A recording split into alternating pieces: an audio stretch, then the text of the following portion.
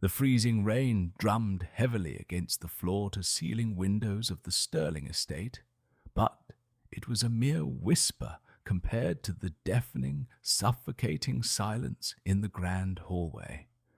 Emerald adjusted the delicate strap of her ivory silk dress, a dress meticulously chosen for a celebration that was never meant to be hers. She didn't look back.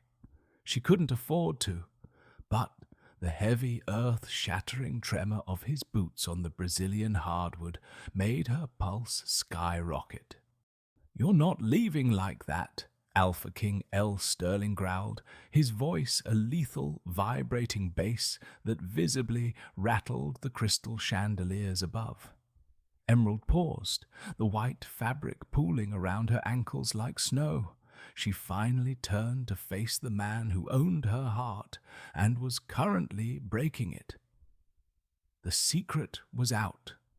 The hiding was over, and the real war for her survival was just beginning. The Sterling pack wasn't a collection of wild animals howling at the moon in the woods. In the modern world, they were Sterling Global Freight, a massive logistics empire controlling the ports and highways of the Pacific Northwest. Their territory stretched from the misty coastlines of Washington state down into the deep, redwood-shadowed valleys of Oregon. And at the absolute apex of this corporate and primal food chain stood Elle Sterling. He was ruthless in the boardroom and terrifying on the packlands, a man who carried the ancient title of Alpha King with a cold, modern efficiency. Emerald Hayes was an anomaly in his world. By pack law, she was an Omega, a classification that usually relegated individuals to domestic duties or childcare within the heavily guarded compounds. But Emerald possessed a sharp mind and an unparalleled talent for organization. She was the head archivist and event coordinator for Sterling Global, a position she had fought tooth and nail to secure.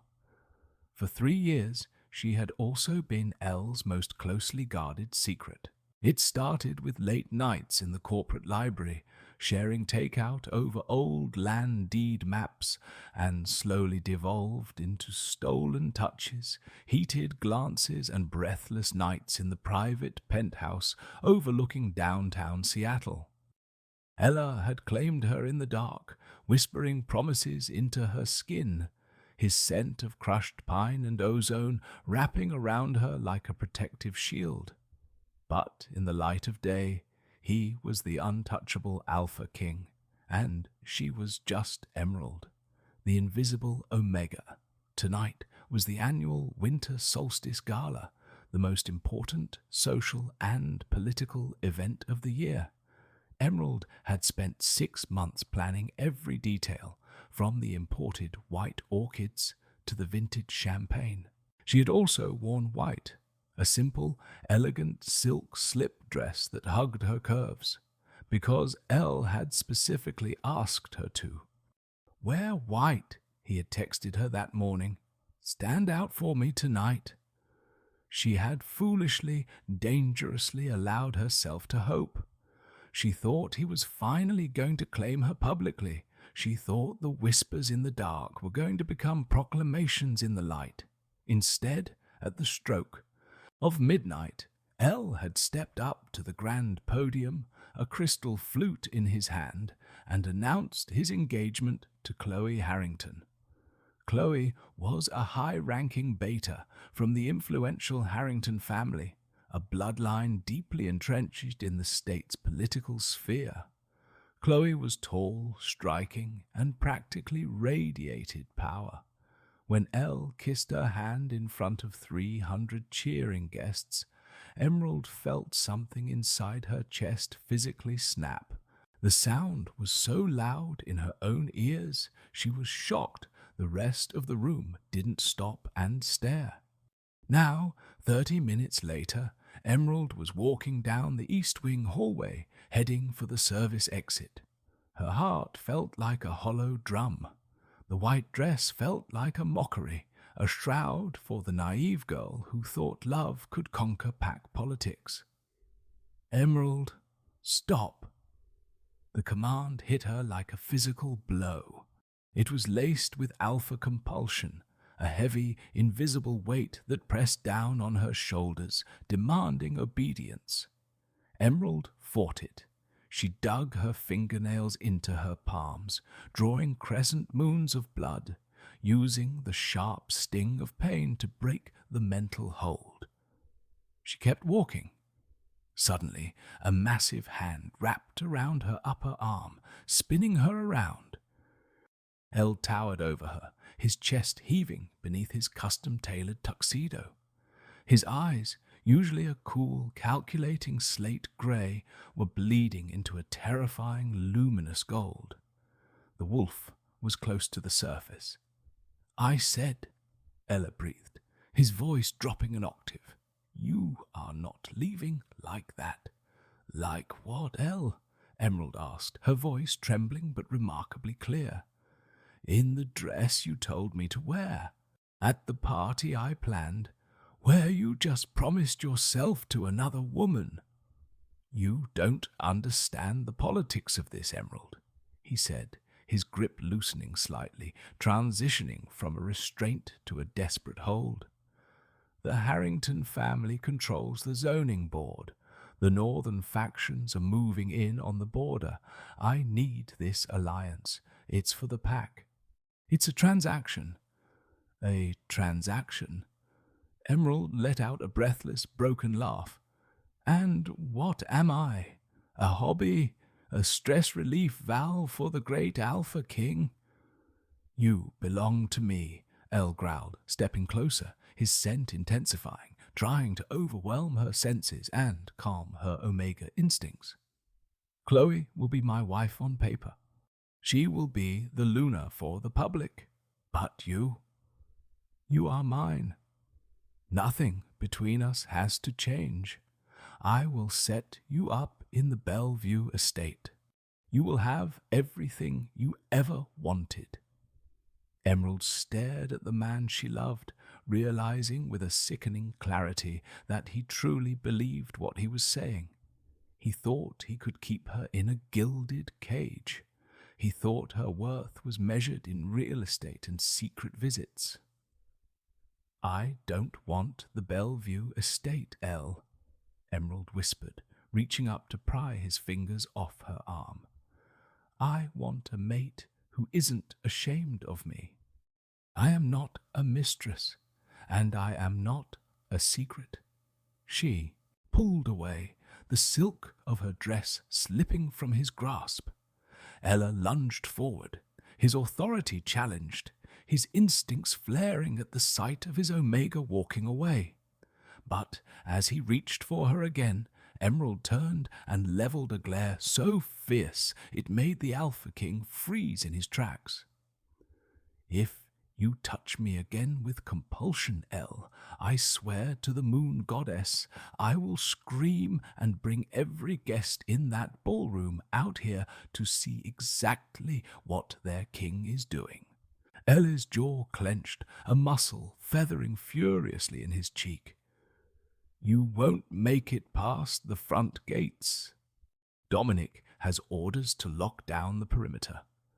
"Then you better tell your beta to get out of my way," Emerald said, turning her back on him, "because I am leaving, and you will never find me." The air outside the mansion was freezing, a sharp contrast to the suffocating heat of the hallway. Emerald sprinted across the wet gravel of the employee parking lot, the rain instantly soaking her hair and plastering the white silk to her skin. She didn't care about the cold. She didn't care about the ruin of the expensive fabric.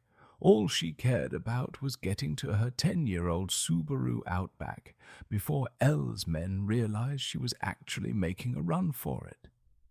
As she fumbled with her keys, her hands shaking violently, Emerald's mind flashed back to the real reason she had to leave. the reason that made Elle's offer of a secret life not just insulting, but impossible. She pressed a hand to her flat stomach, panting as she slid into the driver's seat and slammed the door shut.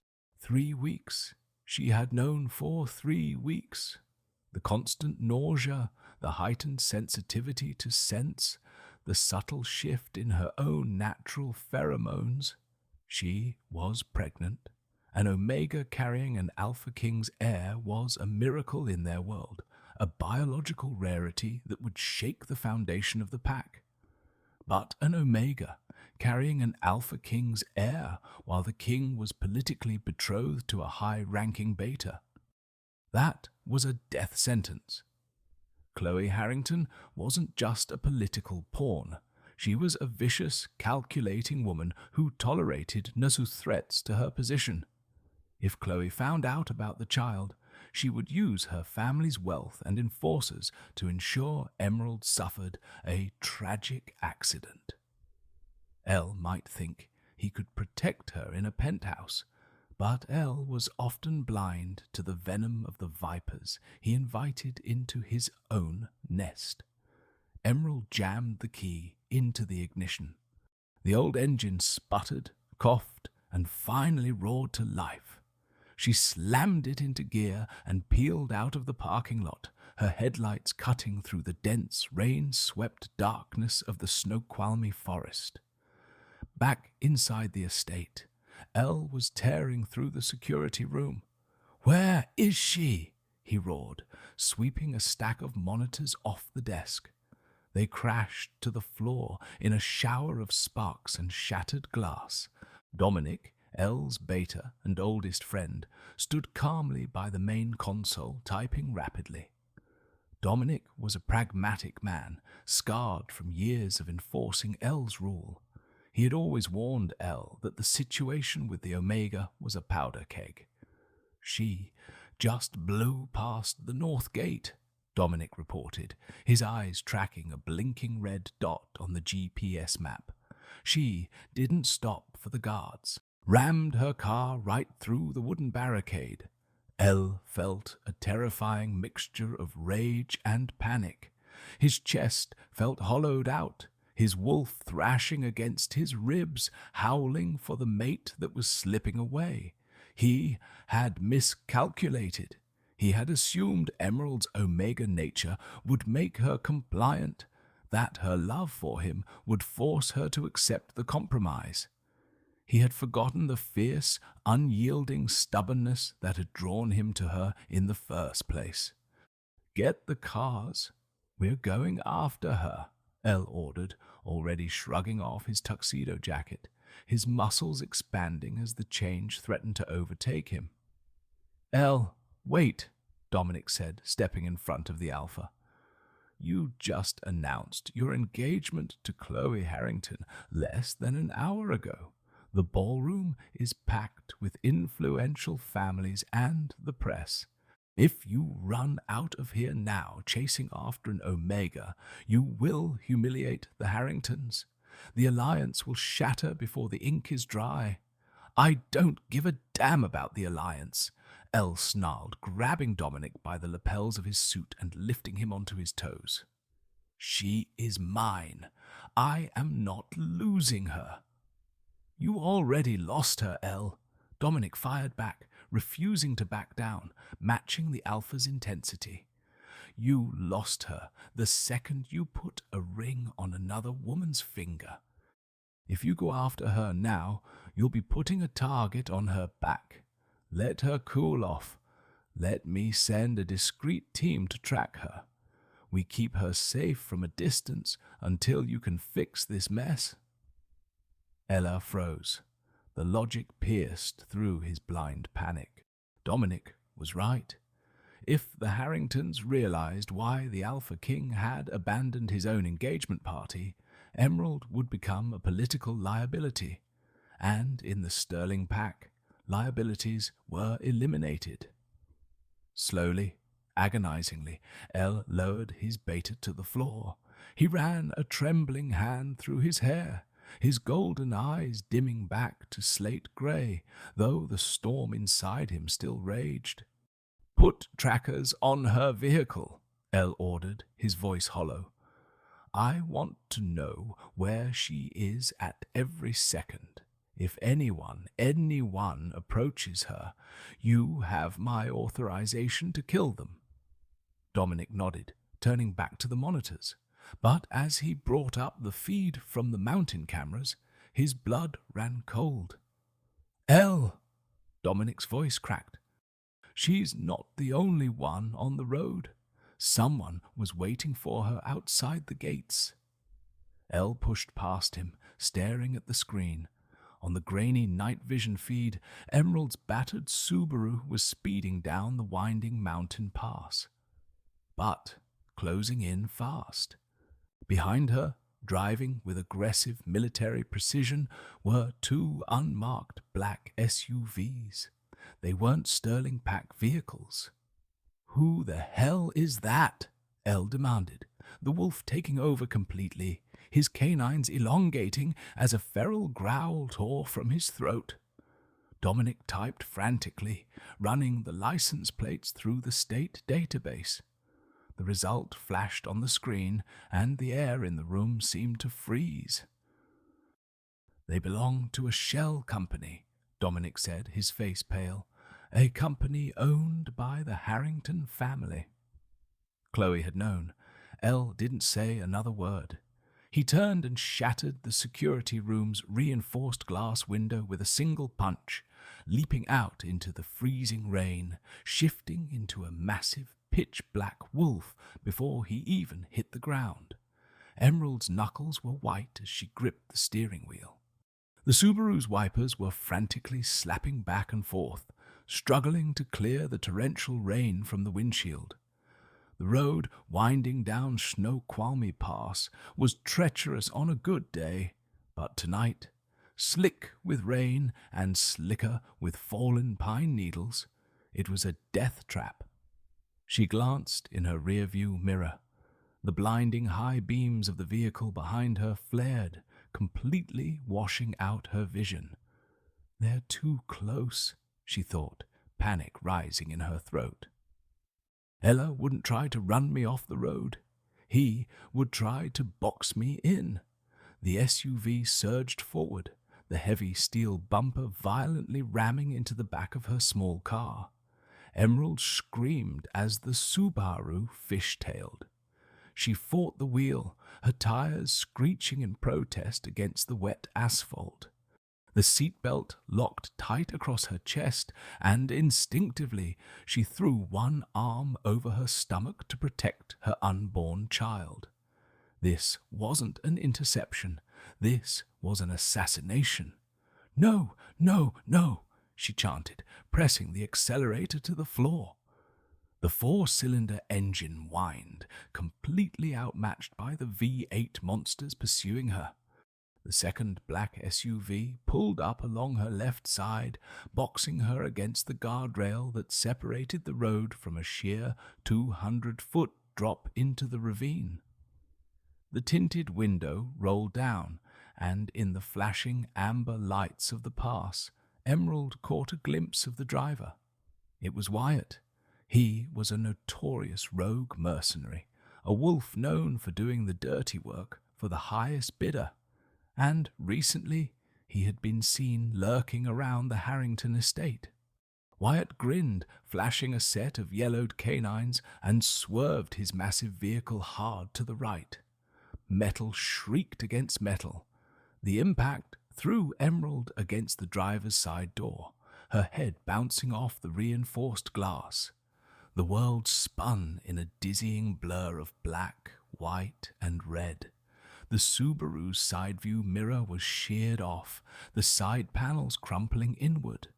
Sparks flew like fireworks in the rain as her car scraped against the steel guardrail. "I have to stop," she realized with terrifying clarity. "If they hit me again, I'm going over the edge." Emerald slammed on the brakes. The sudden deceleration caught Wyatt off guard.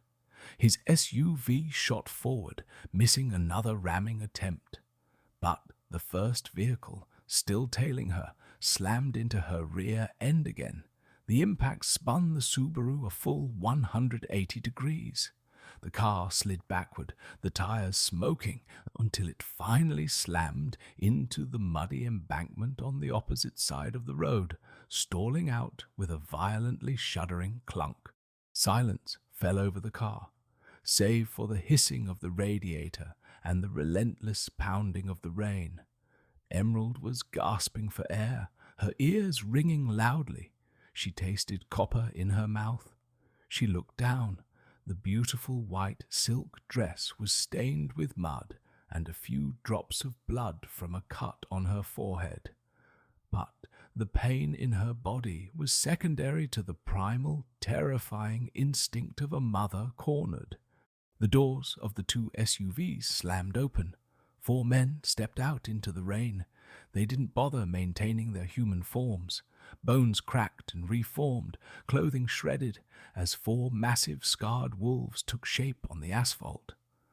Wyatt, a grotesque, mottled brown beast, took the lead, his jaws snapping as he slowly advanced on her disabled car.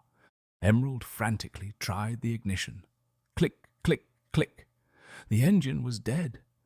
She reached into the glove compartment, her hands finding the cold, heavy steel of the revolver she kept for emergencies. It was loaded with silver bullets. She had always hated guns, but living in a world of predators, she had learned to adapt. She rolled down her shattered window just an inch, resting the barrel of the gun on the glass. "Back off!" she screamed, her voice tearing through the storm. The wolves didn't pause. They knew an Omega's threat was usually an empty one. Wyatt lunged forward, his heavy paws slamming onto the hood of the Subaru, caving the metal in. He lowered his massive head, his hot, rancid breath fogging the windshield, his yellow eyes locking onto hers. Emerald closed her eyes, aimed blindly, and pulled the trigger. The gunshot was deafening inside the cabin. The glass spider-webbed, and Wyatt let out a yelp of pain, tumbling backward off the hood as the silver bullet grazed his shoulder. The scent of burning flesh and silver filled the air, enraging the other 3 mercenaries. They charged the car simultaneously, ready to tear the doors off the hinges and rip the Omega to shreds. Emerald braced herself, knowing she only had 5 shots left. She prepared to die fighting. But before the first wolf could touch her door, a sound ripped through the mountain pass. It wasn't a howl. It was a roar so profound, so deeply vibrating with ancient, terrifying power that the rain itself seemed to pause. From the tree line above the embankment, a massive shadow launched itself into the air. It was a wolf twice the size of the mercenaries, its fur the color of a starless night, eyes glowing with an infernal, absolute golden rage. Ella hit the asphalt like a meteor, the impact cracking the pavement beneath his paws. He didn't hesitate. He didn't offer a warning. Elle slammed into the closest mercenary, his jaws clamping down on the rogue's neck. With a sickening crunch that echoed over the storm, the Alpha King snapped the wolf's spine and tossed the lifeless body aside like a rag doll. The remaining 3 mercenaries, including a bleeding Wyatt, froze in absolute terror. They had been paid to execute a helpless Omega. They hadn't been paid to fight the Alpha King of the Pacific Northwest. Elle stood between them and Emerald's ruined car.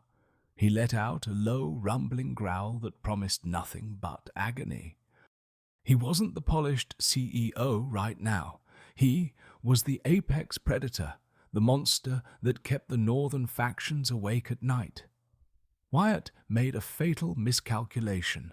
Believing numbers were on their side, he barked an order, and the 3 remaining wolves lunged at Elle. It was a massacre. Emerald watched in horrified awe from the safety of her car. Ella moved with a terrifying, fluid lethality. He dodged a snapping jaw, raked his claws across a flank, and crushed a skull beneath his heavy paws. In less than 60 seconds, the road was painted red. 2 more mercenaries lay dead in the rain. Wyatt, bleeding heavily from his chest and missing half an ear, scrambled backward, his tail tucked between his legs. He didn't try to attack again. He turned and fled into the dark woods, whining in pain. Elle didn't pursue him. He stood in the middle of the carnage, his massive chest heaving, his black fur matted with the blood of his enemies. Slowly, the golden glow in his eyes faded. He turned toward the battered Subaru. Bones cracked and shifted as Ella forced his transition back to human form, heedless of the freezing rain and his nakedness. He rushed to the driver's side door, his hands shaking as he gripped the mangled metal handle and ripped the door off its hinges. "Emerald," he breathed, dropping to his knees beside the car. "Emerald, are you hurt? Look at me." He reached out to touch her, to check her for injuries, to pull her into his arms and assure his frantic wolf that his mate was alive. But Emerald flinched. She pressed herself hard against the passenger seat, away from him, her eyes wide with a mixture of shock and sheer terror. The gun was still in her hand, trembling but not lowered. Ellie froze, his hand hovering in the air. The rejection in her eyes cut deeper than any silver blade ever could. "Emerald," his voice broke. "It's me. You're safe. I've got you." "Safe?" Emerald whispered, a tear finally breaking loose and mixing with the rain and blood on her cheek. She looked at the butchered bodies on the road, then at the man she loved. "Look around you, Elle. Look at what your world is. Look at what your choices did." "They were Harrington's men," Elle said, his voice hardening with realization. "Chloe sent them. I swear to you, I will tear her family apart for this." "It doesn't matter who sent them," Emerald cried out, her voice cracking. "They came because of you. Because of the life you lead. Because of the secrets you keep." She slowly lowered the gun, her energy entirely spent. She looked down at the ruined white dress. "You told me I wasn't leaving," Emerald said, her voice dropping to a hollow, exhausted whisper. "But I am, Elle, because if I stay in your world, I am going to die, and I won't let you kill my baby."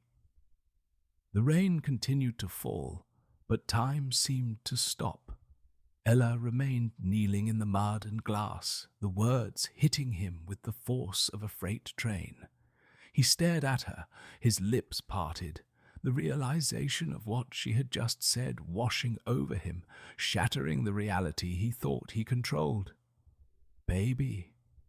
The Alpha King had just won the battle, but as Emerald looked at him with nothing but fear and finalized resolve, he realized he had entirely lost the war.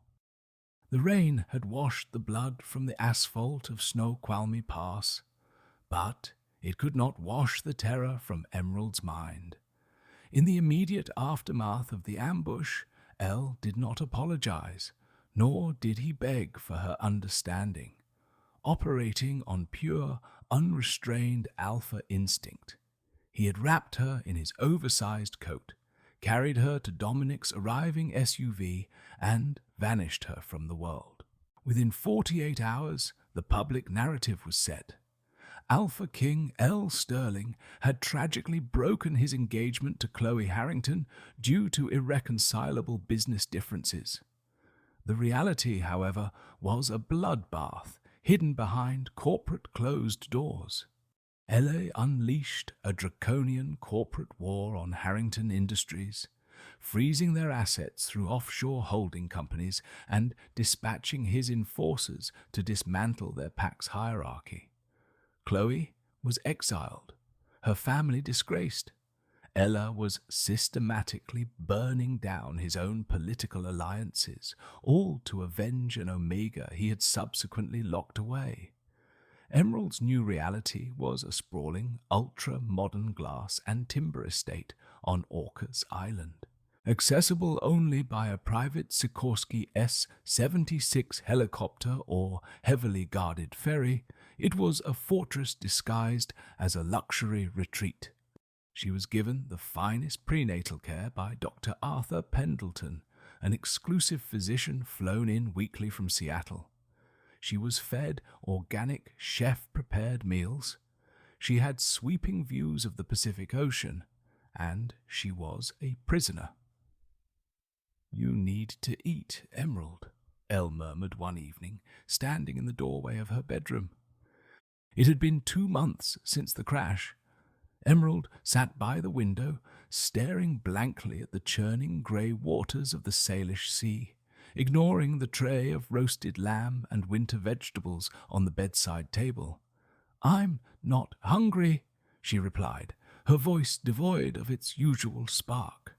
Ella crossed the room, his jaw tight. He looked exhausted. The bags under his eyes spoke of the endless. He was fighting on the mainland to secure his territory without the Harrington alliance.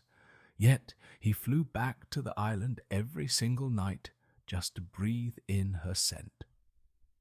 "The pup needs nourishment," he urged gently, placing a warm hand on her shoulder. Emerald flinched, pulling away from his touch.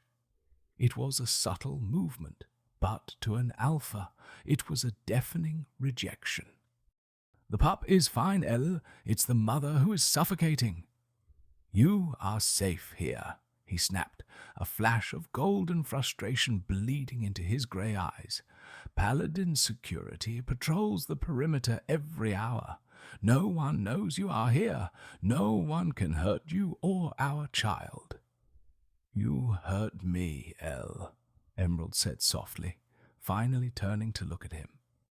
Her eyes were hollow. "You kept me a secret when it was convenient, and now you keep me a prisoner because it's necessary. I am nothing more than an incubator in a gilded terrarium." Elle's chest heaved, a low growl rumbling in his throat. He wanted to shake her, to kiss her, to make her understand that the modern werewolf world was too vicious for a vulnerable Omega carrying royal blood. But looking at her pale skin and fading aura, he realized his protection was slowly killing her spirit. Unable to formulate a response that wouldn't sound like a warden justifying a cell, he turned and walked out, locking the heavy oak door behind him. The turning point came 3 weeks later, not from Elle, but from the man who had always been his shadow. Dominic arrived on the island on a Tuesday to deliver corporate documents. While Elle was on a secure video conference with the European pack leaders, Dominic slipped into the East Wing sunroom where Emerald was permitted to read.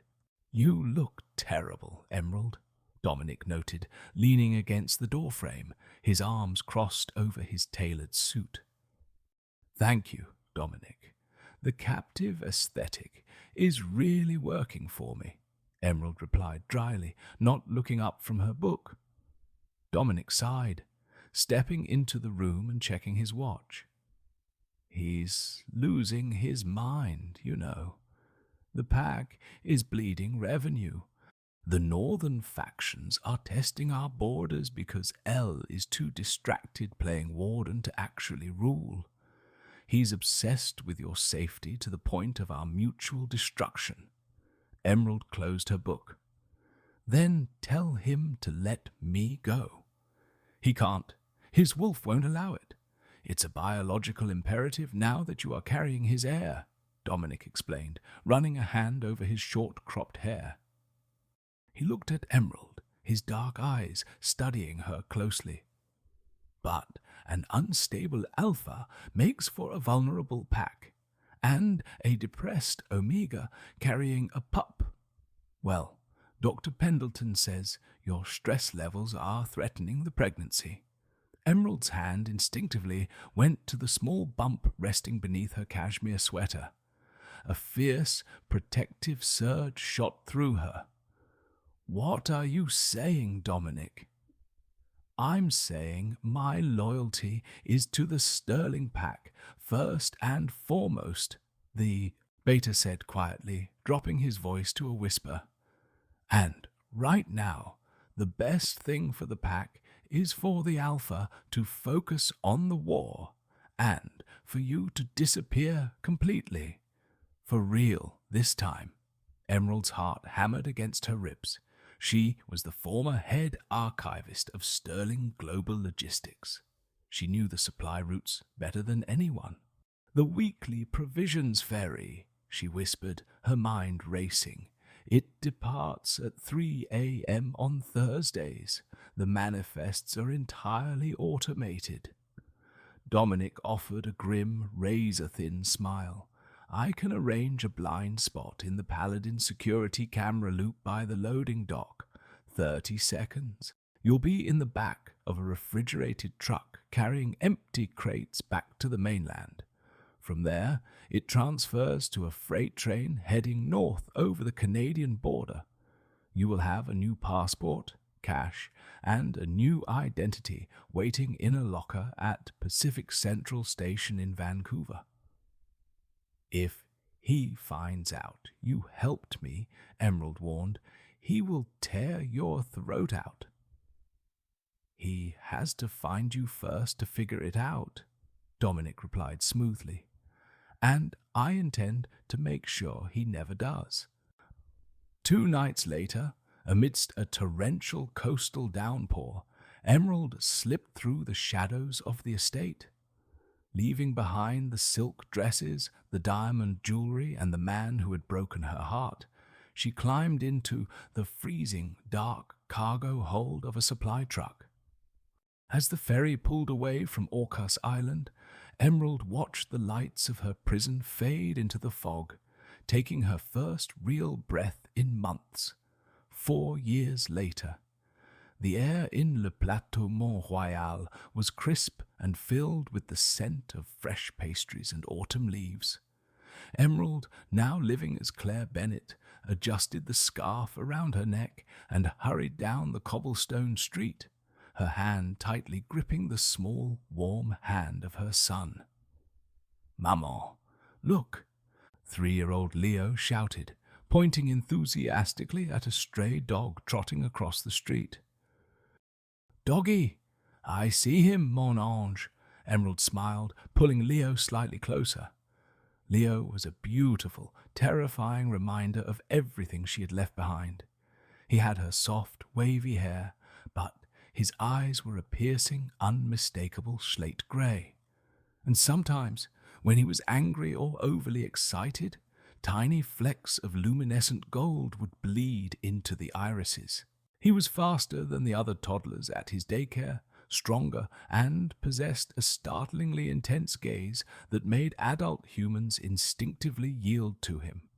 Emerald spent every waking moment praying his alpha traits would remain dormant long enough for her to figure out how to handle them.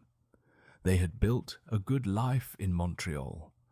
Emerald worked as a senior operations manager for Bolloré Logistics, utilizing her brilliant organizational skills in a strictly human corporate environment. She had a quaint 2-bedroom apartment, a circle of human friends who knew nothing of her past, and, most importantly, peace, until the 3rd quarter of the fiscal year. Rumors had been swirling around the Bolloré water cooler for weeks about an aggressive American conglomerate making moves in the Canadian market. Emerald hadn't paid much attention until the official email dropped into her inbox on a mundane Tuesday morning. Subject: mandatory attendance, merger gala and executive integration body. Bolloré Logistics, North America, is thrilled to announce our acquisition by Sterling Global Freight. All senior management is required to attend the integration gala this Friday at the Ritz-Carlton, Montreal, to meet the new executive board. Emerald had stared at her monitor until her vision blurred. Sterling Global. Panic, cold and absolute, had seized her. She had spent the next 3 days desperately trying to secure a medical leave, feigning a severe bout of influenza. But her regional director, a strict, ambitious woman named Francine, had refused. "Claire, you built the entire Eastern Seaboard supply matrix. The new CEO specifically requested the architect of the system be present. Put on a dress and take some Tylenol. Your job depends on it." Which was how Emerald found herself, standing in the opulent, gold-leafed ballroom of the Ritz-Carlton, Montreal, wearing a conservative black gown, trying to make herself invisible behind a massive pillar near the service doors. The room was packed with Montreal's corporate elite and the arriving American executives. Emerald kept her head down, clutching a glass of sparkling water, charting the fastest route to the exit. She just needed to scan her badge, prove she attended, and slip out the back. But as the string quartet finished their piece, a sudden, heavy silence fell over the room. It wasn't a polite quiet. It was a primal, oppressive hush.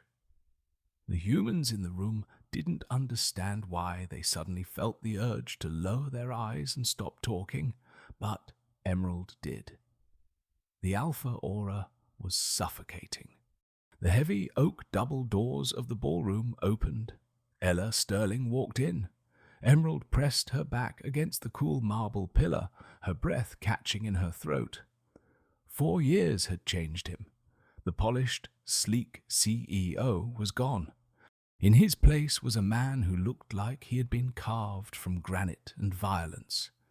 His jaw was sharper, his shoulders broader beneath a bespoke charcoal suit, and his eyes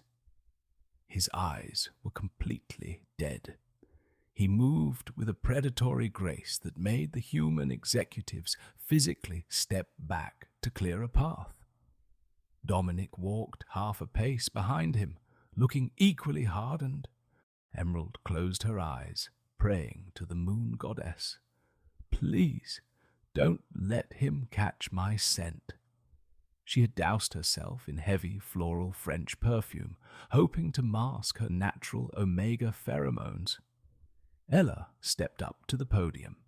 He didn't smile. He didn't offer pleasantries. He began to speak about supply chain integration and market dominance in a voice that was cold, calculated, and entirely terrifying. Emerald slowly edged along the wall, sliding toward the kitchen doors. She was 10 feet away. 5 feet. Suddenly, a waiter carrying a tray of champagne rushed out of the kitchen doors, colliding directly with Emerald. The tray tipped, sending 3 crystal flutes crashing to the floor, splashing cold wine over the hem of her dress. "Oh, mon Dieu, je suis désolé!" The waiter gasped, dropping to his knees to pick up the glass. The shattering of glass echoed like a gunshot in the quiet ballroom. At the podium, mid-sentence, Ella stopped. His head snapped up. The humans thought he was merely annoyed by the interruption. But Emerald, frozen in horror, saw the exact moment his nostrils flared. The heavy French perfume was strong, but the sudden adrenaline spike in Emerald's blood had burned right through it, releasing a fresh, terrified wave of her true scent. Vanilla, old parchment, and a unique, lingering sweetness that Ella hadn't smelled in over 1,400 days. An olfactory ghost had materialized in the Ritz-Carlton. Elle's hands gripped the edges of the wooden podium so hard the timber cracked audibly. His dead grey eyes flared into a blinding, terrifying gold, sweeping the room with a manic intensity. "Elle!" Dominic whispered urgently from behind him, sensing the immediate shift in the Alpha's biology. "Elle, you are in public. Stand down." But Elle didn't hear him. The wolf had completely shattered the cage of the man. His golden eyes locked onto the far corner of the room, piercing through the crowd, and landed squarely on the woman in the black dress, standing frozen by the service doors. Emerald didn't wait. She turned and bolted through the swinging kitchen doors. A roar ripped through the elegant ballroom, a sound so completely inhuman that several guests screamed in sheer terror.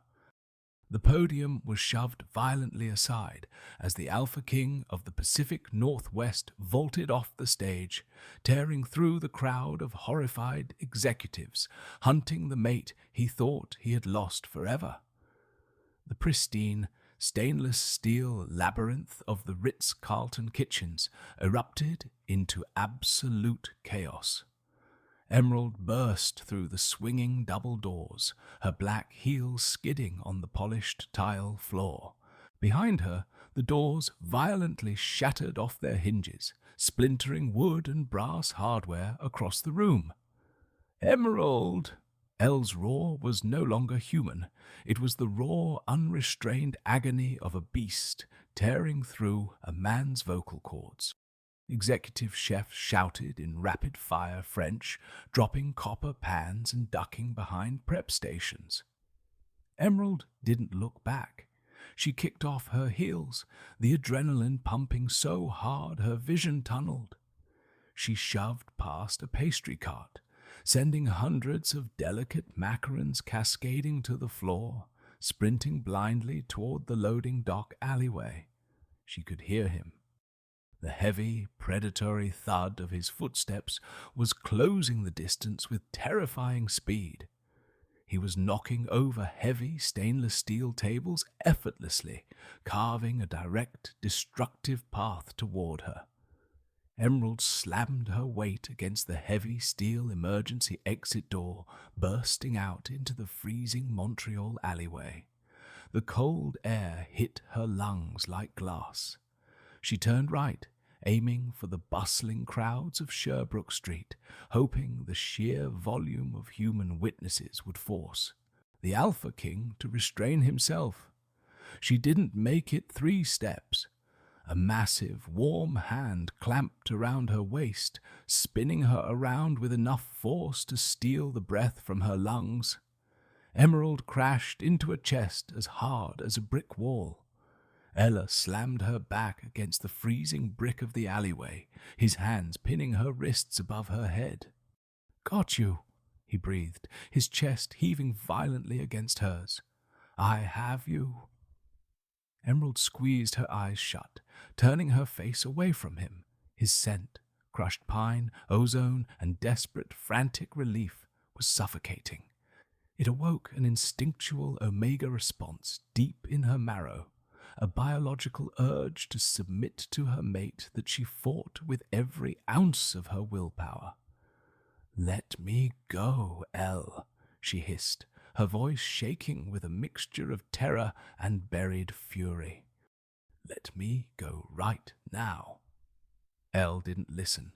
He buried his face in the crook of her neck, inhaling her scent like a drowning man breaking the surface of the water. 4 years, he rasped, his voice cracking, a tear slipping from his golden eyes and tracing a hot path down her cold skin. 4 years I thought you were dead, Emerald. I tore the continent apart. I burned down entire packs looking for the people who took you. Nobody took me. Emerald shoved him hard, her sudden surge of strength catching him off guard. She broke his grip on her wrists and pushed him back. I left. I ran away from you, Elle, because you locked me in a cage and treated me like a secret to be managed.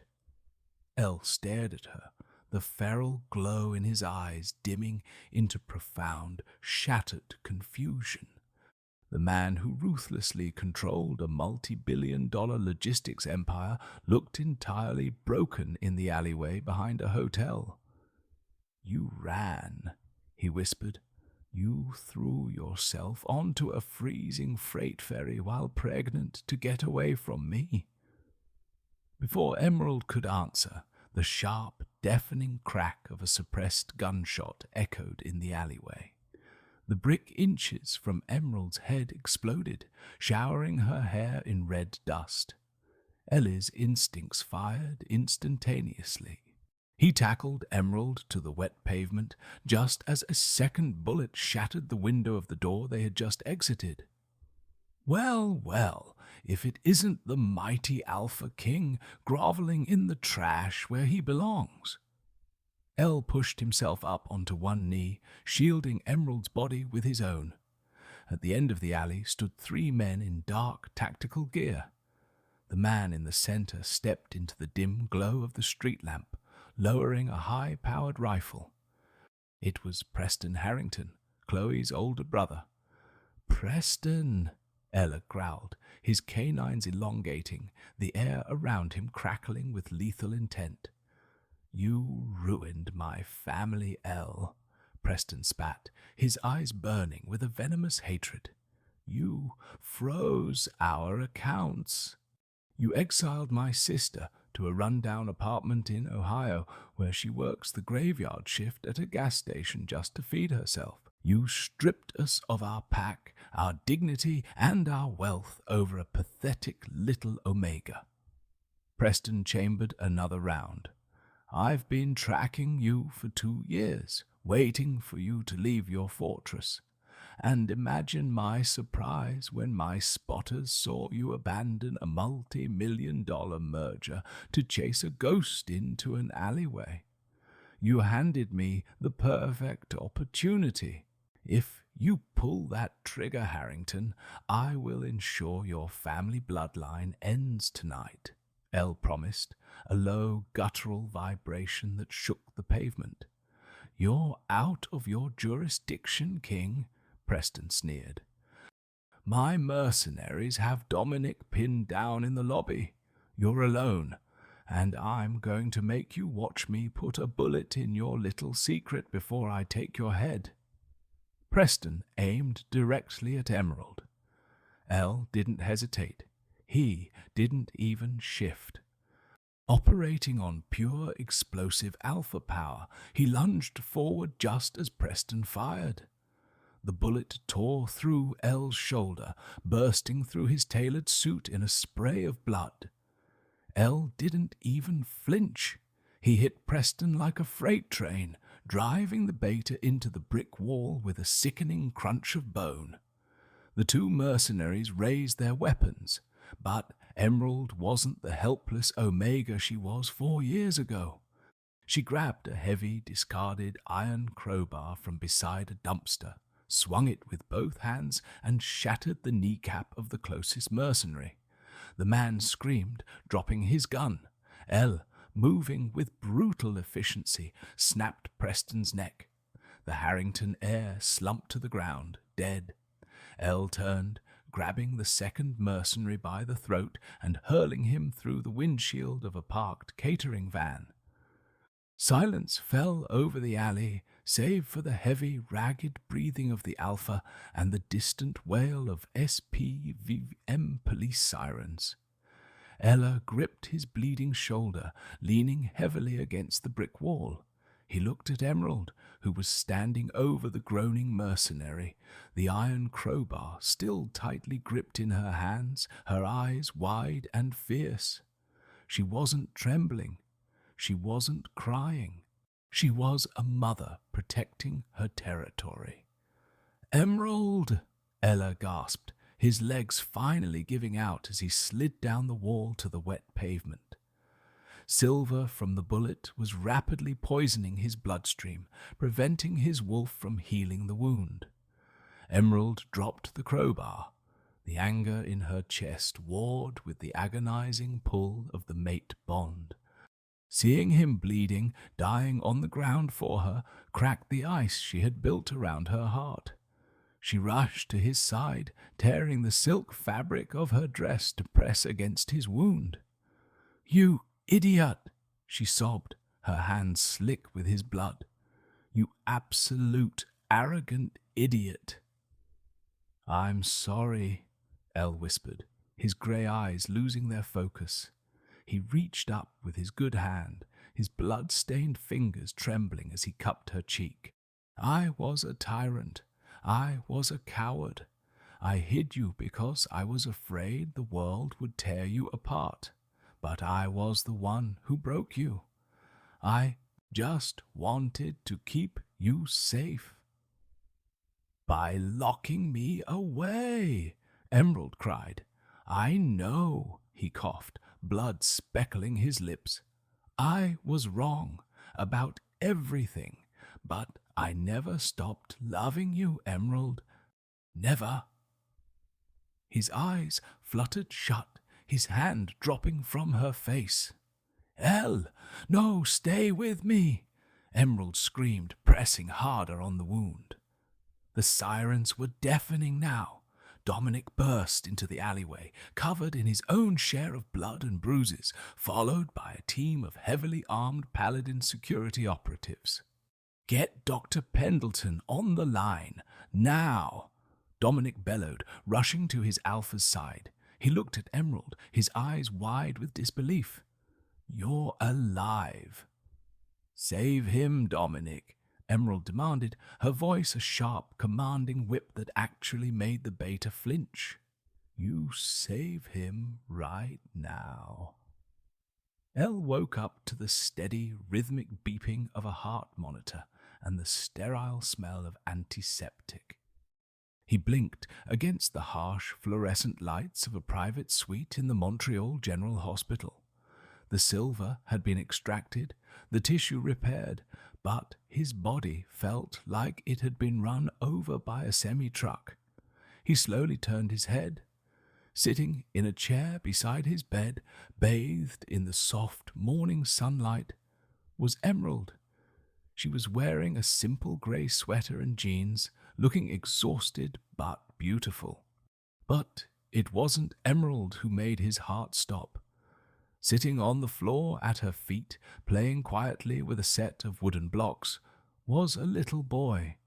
He had soft, wavy hair, and when he looked up at the sound of Elle shifting in the bed, Elle saw his own slate-grey eyes staring back at him.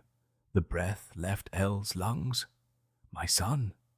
"He has your temper," Emerald said softly, her voice breaking the silence. "And he's already faster than the other kids. I've spent 3 years terrified of what will happen when his wolf wakes up." Elle tried to sit up, groaning as the stitches in his shoulder pulled tight. "Emerald!" His voice was a raspy whisper. He's beautiful." "His name is Leo," she said, not moving from her chair. Tears welled up in the Alpha King's eyes. He, a man who crushed empires and ruled the Northwest with an iron fist, was crying openly in a hospital bed. He looked at his mate and then at the son he never knew existed, the son who had grown up without a father because of his own arrogant mistakes. The scales of justice had balanced themselves perfectly. The Harrington family, who had tried to murder Emerald for power, was completely destroyed.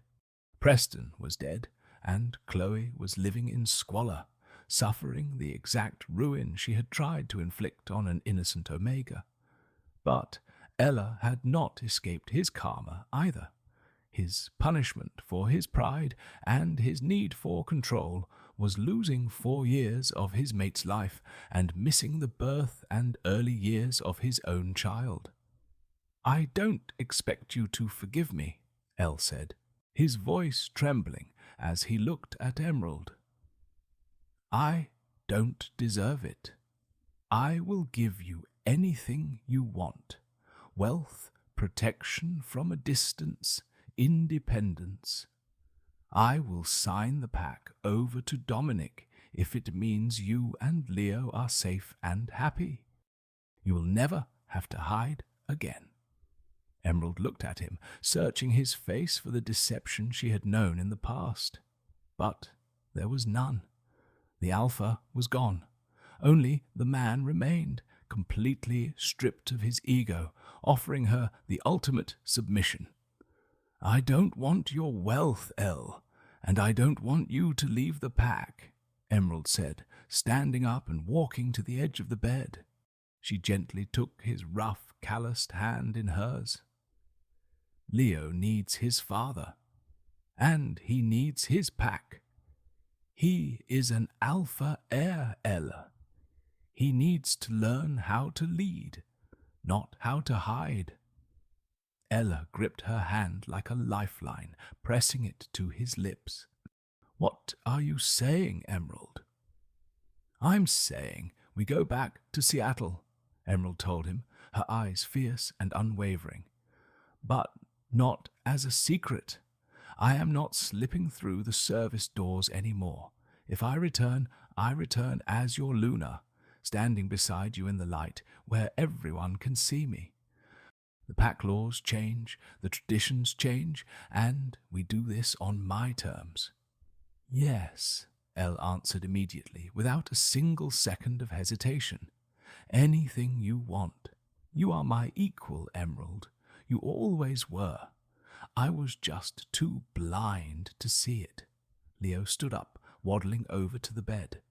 He peered over the edge, staring curiously at the large, battered man holding his mother's hand. Elu carefully, reverently reached out with his uninjured arm. Leo didn't flinch. The toddler reached out and grasped Elle's thick index finger with his tiny hand, a spark of golden recognition flashing in his grey eyes. Ella let out a wet, breathless laugh, pulling Emerald down to kiss her forehead and then pressing a kiss to his son's hair. The gilded cage was finally shattered, replaced by an unbreakable bond forged in fire, survival, and a love that refused to stay buried in the shadows. The storm had finally passed, giving way to a new era for the Sterling pack. Emerald transformed from an invisible Omega into a fierce, respected Luna, reshaping the archaic laws of their world and proving that true power lies not in dominance, but in the courage to stand in the light. Ellie learned the hardest lesson of all, that love cannot be contained or controlled, only earned through humility and unwavering devotion. Together, they built an empire not just on logistics and wealth, but on loyalty, family, and the unstoppable force of justice. Their son, Leo, would inherit a world vastly different from the one his parents fought to survive. A world where every wolf, regardless of their rank, was free to find their true destiny.